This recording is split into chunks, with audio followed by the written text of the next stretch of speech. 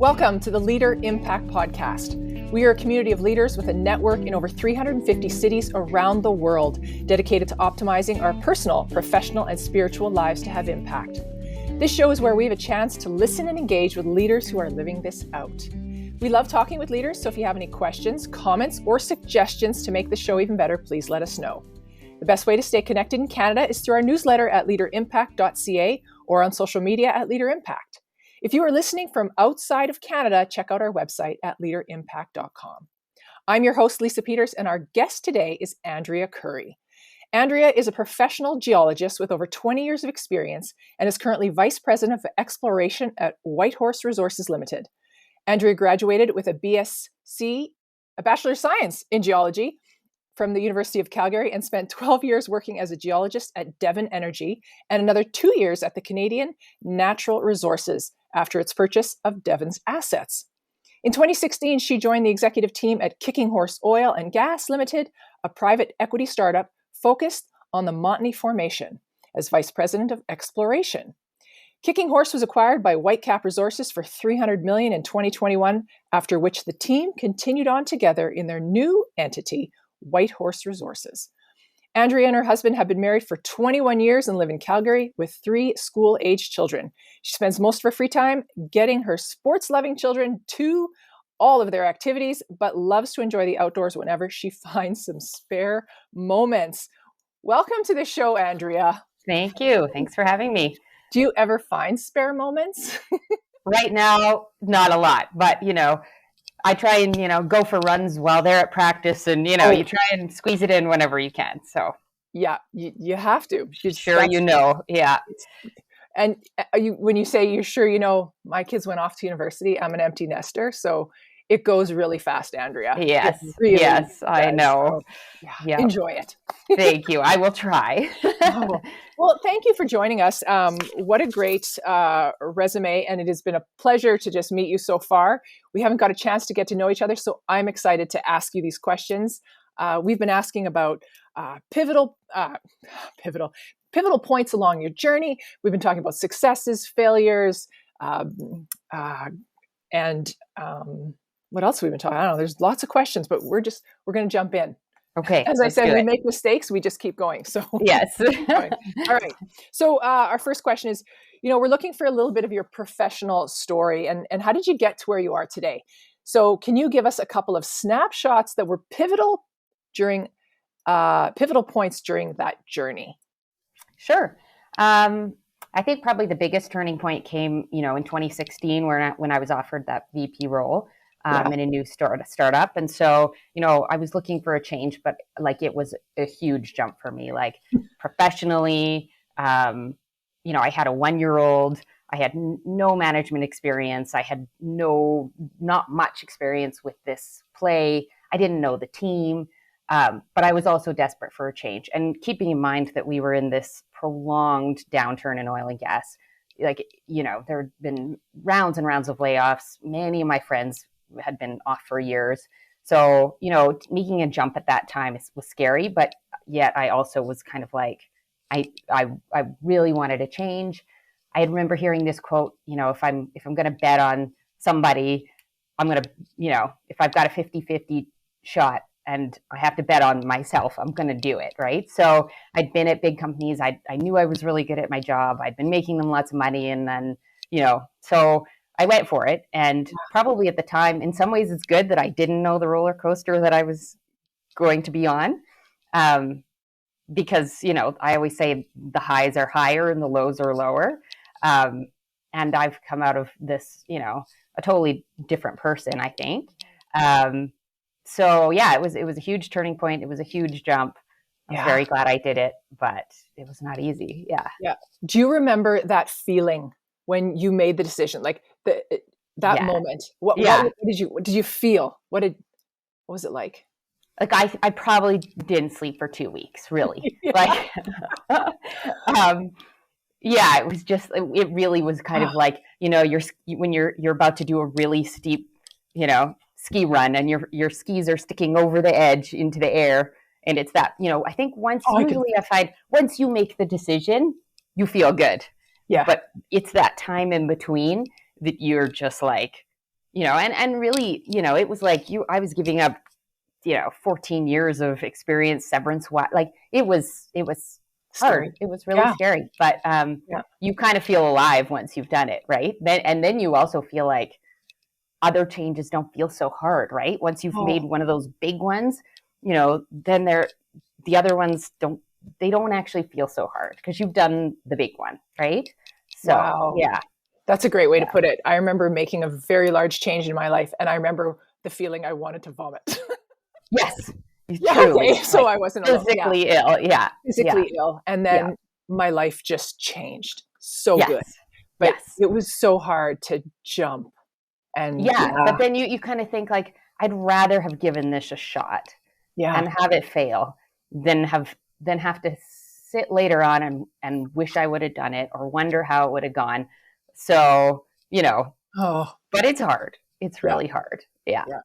And, I think we need to talk about that more as women, because we look at each other and we're like, you got it good. I mean, look, and we don't think there was a really rough time and I didn't sleep for 2 weeks and I was sick. I was literally sick. We need to talk about that. You're right. And as leaders, we don't talk about that, right? Or as people who have done startups, you generally hear the success stories. You don't hear all of the pain in between. You don't hear the times, you don't talk about your failures enough, but we, they're a big part of the story for sure. They are. Yeah. And I think we're gonna talk about failures in a bit. But so our next question is, just give us your best principle of success and tell us a story that illustrates that. So I listen to Brene Brown a lot. She often says like, clear is kind. And I that runs through my head a lot because sometimes it can be scary to be clear. It can be hard to be clear, but I think we don't do people favors when we don't communicate clearly. But then we also have to be an environment where it's safe to do that, right? And so like you think of Simon Sinek's circle of safety where, people are not at their best when they're not safe, they're not innovating as much, they're not creating as much. So, as a leader, I do always think I got to have my people have to feel like I have their back. They need to feel like I'm there to keep them safe. But then on the other hand, and my husband has this too, he's a vice principal. And so we talk about this a lot. There needs to be a place where leaders can go to be safe and to be supported. And that's where LeaderImpact has been really great for me. And I think it's really rare, being a leader can be lonely. It's hard to be vulnerable. And LeaderImpact for sure was a place where I could kind of go, just lay it all out and be with other people who had been through the same things that I was going through. Right. And so, I think I saw it, the lack of safety was during the downturn, right? We had like companies had rounds and rounds of layoffs, and the people who were remaining, I don't think we were as able to be effective because we were all very stressed and skittish. Right.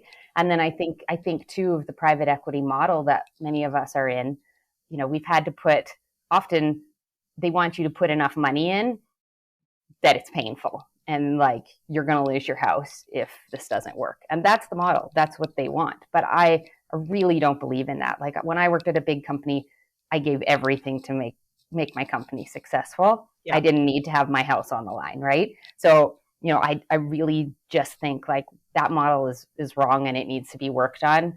We don't have to be worried about losing our houses in order to do a good job. Yeah. So, yeah. I love that. Clear is kind. Yeah. You mentioned a few books. So obviously, I mean, with LeaderImpact, you read these leadership books. Are you in sidebar, are you in a group right now? And what are you doing?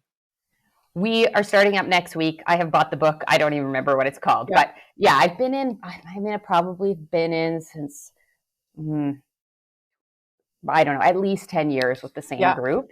And we've done so many good ones. Like, I was trying to remember like, Essentialism and the Simon Sinek book, right? We've done so many. I mean, not all of them I have loved, but man, there have been some that I go back to again and again. Yeah.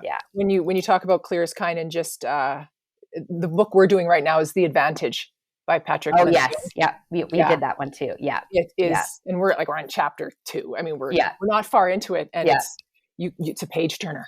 It's, exactly. and it's something so easy, but no one's doing it, and Right. clear is kind. Yeah. And then Sounds to easy. sit with people at the end of each chapter, few chapters you're reading, and discuss like real life examples. Yeah. It's really, really good. So yeah, gotten Yeah, I a lot love out of that. it. Yeah. And it's funny because when you say clear is kind, everyone has a that's why I love showing up here, is Yeah. everyone has a different best principle of success. Yes. Yes. And it's what works for you and how you're telling the story and Yeah. how it integrates into your journey of success. Mm-hmm. How you make it happen. All Yeah, right. exactly. All right. So our third question is, we learn more from our failures and mistakes than our successes. Do we have to talk about this? Yeah, right. we do. We do. We do. Yeah. So I'm wondering Yep. if you could share one of your greatest failures or mistakes and what you learned from it. Yep. So yeah, I can do this. At the beginning of our company, we had some major technical failures, like in the tens of the millions of dollars of investment gone, and it was right at the very beginning, and like I thought we were done, and then even to go back to what I was saying before, we'd had to put money in when we first started, and then when we got our private equity funding, we were expected to match that. So now I was in for double what I had intended, with a group I didn't really know. And so I had inherited some money from when my grandfather passed away. So that money kind of went in to fill this gap. And then, we really thought we were done. And you think, I have lost the money that my grandparents, who came as immigrants with nothing, worked 6 days a week labor jobs for decades. It's that, like, I thought, this cannot be. This can't be, right? So like still talking about it, it's that, we were talking about feeling physically ill, still talking about it. It's like, whew, that was, that was hard. So it was part of the lowest part of the roller coaster, right? So what did we learn from that? I think we'd put our trust in some of the wrong people on the team and off the team. I think a lot of, ego gets out in the way a lot, where you think you're smarter than you are, or your team thinks they're smarter than you are. And so when we went to make decisions later, we asked more questions. We made sure we had the right people. We made sure we were talking about the decisions. They weren't siloed. So it was working on those communication skills as a team, and being humbled, right? So, I am a much different person. I think I'm a lot more streetwise than when I went into this. And then I think it's another Brene Brown thing where it's like, I think she says like, soft heart, like strong back, like, still maintaining that openness, but also, asking the hard questions and being careful. Right. So, it is humbling to step back and admit and then to talk about it. We don't want to. We just want to think it all is great. Exactly. It was easy. Anyone can do it. Yeah. But yeah. It's just a couple million, Yeah, exactly. Exactly. Yeah. Good for you. Yeah. We all need to move forward and learn from our mistakes. Exactly. And ultimately, we did end up successful. And, we sold for 300 million. We've just now sold our second one. And, it's, so it worked, but there were times when it felt like it wasn't going to. So I'm very grateful. But it was not a guarantee. Nope. Life isn't a guarantee. Exactly. So, you're involved with Leader Impact, and we want to grow professionally, personally, and spiritually for increasing impact. Would you be willing to share an example of how the spiritual makes a practical difference in your life as a leader? Yeah, like I think I always think of like Jesus was the ultimate example of leading with compassion, vulnerability, and kindness, empathy, courage. And then I think a lot of people like to make it super complicated. So like, I think it's just comes down to love people, and it's actually that simple. So, my husband likes to say too, is like, if you haven't paused long enough to find gratitude, you haven't paused long enough. And so all of those things, like, I think it comes down, sometimes you have hard decisions, you have hard interactions. And when we talk about this a lot at Leader Impact, when you can center down to your core values and go, okay, how does this align? It makes those decisions easier because you go ahead with the core value. There's lots of distracting things, and I think you go back to your core value again and again, right? Yeah. So, yeah. Oh, love people. That was if you haven't paused long enough, repeat that again. That was really good. Yeah. What was it? If you haven't paused long enough to find gratitude, you haven't paused long enough. Right. Yeah. Yeah. Yeah. So true. Yeah. I used to have the gratitude journal, and I would write in the Yeah. morning, right? Yeah. And sometimes I am just mad, and I'm like, there's Yeah. gotta be something good. And it's like coffee. Coffee's good. Exactly. Some days you're going to have to pause a lot longer than other days, right? Yeah, but just pause. It's a good Yeah. one. All right. There's two final questions we love to chat about at Leader Impact. And it's about making a lasting impact. Yeah. So as you continue to move through your own journey on this world, have you considered what you want your faith legacy to be when you leave this world? Yeah, I think like I'm a Jesus follower, but I think I work hard to love my neighbors as myself as sort of the core principle, but like open-hearted, open-minded, people-loving bridge builder. That's it. I think that's it. So, Wow. yeah. Yeah. That's really good. Yeah. I love doing this podcast for that reason of just asking these questions and listening to everybody. Yeah. It's funny because I think I have my answer, and then I'm like, oh, that was a good one. That's a good one. Yeah. Well, and I was thinking too, like, my grandparents, the ones that had labored for years, like I had people years after they'd passed away who I didn't even know, and I didn't even know they knew them very well, saying like, your grandparents changed my life. They helped me when I needed it. They, and it happened multiple times, and it's like my parents too. So I've had lots of good examples. Like, you don't have to be a C-suite. Right. You don't have to be at the C-suite table. We're all leaders we can all be leaders in our own community, and we can all be bridge builders. And I think we need it now more than ever right now, those bridge builders. So, yeah. That's a great example of you have seen it in your own family, your grandparents, and people are saying it to you. Your grandparents changed my life. Yeah. I have stopped and paused and asked the how, why, versus that's very nice to hear, but yes, like, tell me, what did they do? Yeah. For you, because everyone has a story, and it's we need to stop and listen as leaders, Yes, totally. Because everyone has a story and where they're coming from.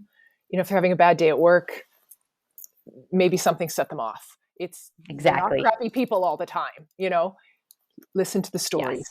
Yes. Yeah. And then that's about the wisdom of the pause too, right? To just kind of like, don't make assumptions, ask more questions, listen more, all of that. Right. Yeah. So, yeah. So how many people are with you at White Horse Resources? We are sort of down to like our 6th executive, and then probably about 8 to 10 right now. But we're sort of in our sort of unofficial sort of wrap up phase. So that's funny too. Like, I've never had a big team here. I've actually done most of the technical work at the same time as everything else. So, so in some ways that's been a challenge. In some ways you think, should I be on a leadership podcast? I've had a, team of a very small team, but yes, we are all leading. No matter what size our team is, and we're all building, right? So, And didn't you just say about leaders just 2 minutes ago? We are leaders. Exactly. It isn't about the size of our teams, because some people are leading 2, and some are 200 or 2,000. Exactly. Some are leading their homes, and I think we forget about those too. It's huge, right? That's a big job. Family schedules. We shouldn't underestimate that. Totally. So my last question, and I'm ask everybody this, is just, what brings you the greatest joy? Yeah, and most people say their family. It's true in my case. My husband is, he's such a thoughtful leader in his own job. And so, I get so much wisdom and advice like from him, and, lately seeing my kids be bridge builders and, approach their hard stuff at school with kindness and empathy. Like, that brings me great joy. And, what more could you ask for, really, right? So yeah, and then I do a lot of work with refugees through my church, and building those connections, while it is difficult to hear those stories, it is hard work on both ends. There's a real magic to that too. Yeah. And again, ties in with the gratefulness, and those relationships have been a real blessing to me too. Yeah. I think volunteerism can bring great joy. Yes. If it's for sure, whatever you choose to volunteer with. And as you said, I am sure that is hard. Yes. The refugee stories. And you make a difference. Someone one day will say, Andrea Currie made a difference in my life, Yes. Yeah. No, and our church has a decades long history with sponsoring refugees. So there has already been, there's so many times where there's generations of families who, they're like family to us. And it definitely goes both ways, right? They've changed our lives. We've changed theirs. Bridges are built. It's beautiful. Yeah. I think we forget that they can change our lives as well. Yeah, exactly. So, yeah. Well, Andrea, I want to thank you for joining us. It has been a pleasurable 21 minutes. It has been nice to meet you. I one day hope to meet you in person. I think I'm just going to drive up to Calgary. Do that. Yeah, I think we would have fun.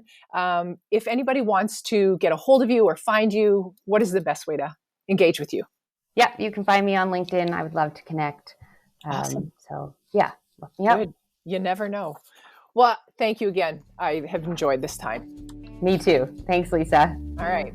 Well, if you're part of Leader Impact, you can always discuss or share this podcast with your group. And if you are not yet part of Leader Impact and would like to find out more and grow your own leadership, find our podcast page on our website at leaderimpact.ca and check out the free leadership assessment. You will also find on our webpage Chapter 1 of Braden Douglas's book, Becoming a Leader of Impact. You can also check out groups available in Canada at leaderimpact.ca.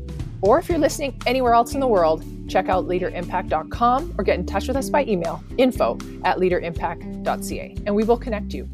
And if you like this podcast, please leave us a comment, give us a rating or review. This will help other global leaders find our podcast. Thank you for engaging with us, and remember, impact starts with you.